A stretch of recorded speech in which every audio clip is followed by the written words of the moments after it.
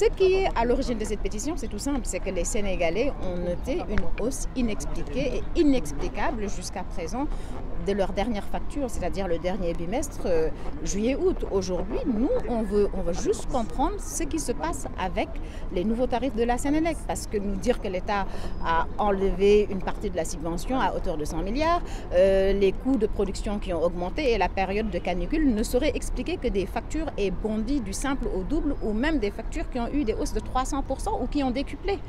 Et nous, on a voulu aujourd'hui montrer de manière civilisée notre désaccord par rapport à cette manière d'agir de la Sénélec. Voilà. Nous avons eu la surprise de voir le directeur général parce qu'il n'était pas prévu de le rencontrer.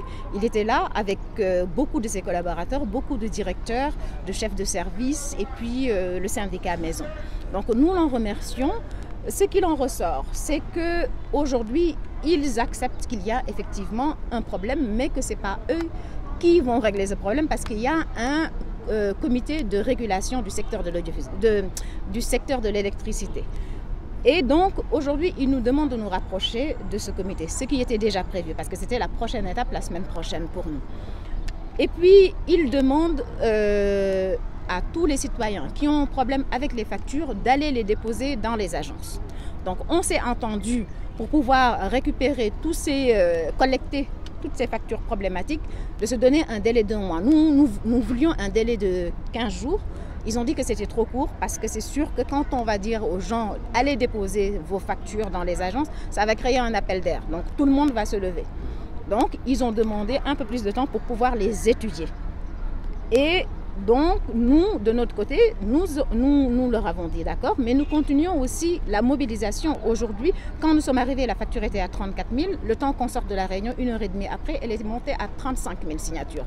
C'est vous dire qu'aujourd'hui, la colère des Sénégalais face à cette hausse des factures est réelle. Ce n'est pas quelque chose, c'est pas une manipulation ou une invention, une vue de l'esprit. Elle est réelle. Et de ce pas, d'ici, nous allons partir voir le médiateur de la République qui nous attend en attendant les autres étapes que sont l'Assemblée nationale et puis le comité de régulation du secteur de l'électricité. La médiature, qu'est-ce que vous attendez de cette instruction-là? On attend justement qu'elle fasse son travail de médiation parce que voilà, ils sont là, le médiateur est là aussi. On n'en entend pas parler, mais ils font beaucoup de médiation souterraine. Parfois, je ne peux même pas appeler ça souterraine, mais c'est juste parce que ce n'est pas médiatisé. Donc voilà, et puis nous aujourd'hui, à ce niveau de colère de la population, il est temps que le médiateur intervienne. Vous-même en tant que journaliste, vous pouvez savoir qu'elle est générale. Je m'amusais en taquinant les policiers qui étaient là, chargés de la sécurité, et je leur ai dit, mais il y a une facture Yorkoul. Et puis ils m'ont dit, mais oui, Yorkonakay. Donc la hausse touche tout le monde, les ménages comme les entreprises. Et cette hausse aujourd'hui menace même la survie des entreprises. Il faut qu'on le sache.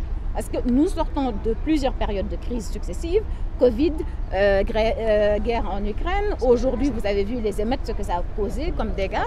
Et puis aujourd'hui, on nous présente des factures comme ça. Il faut aussi à un moment donné savoir dire stop et nous disons stop à la Sénélec.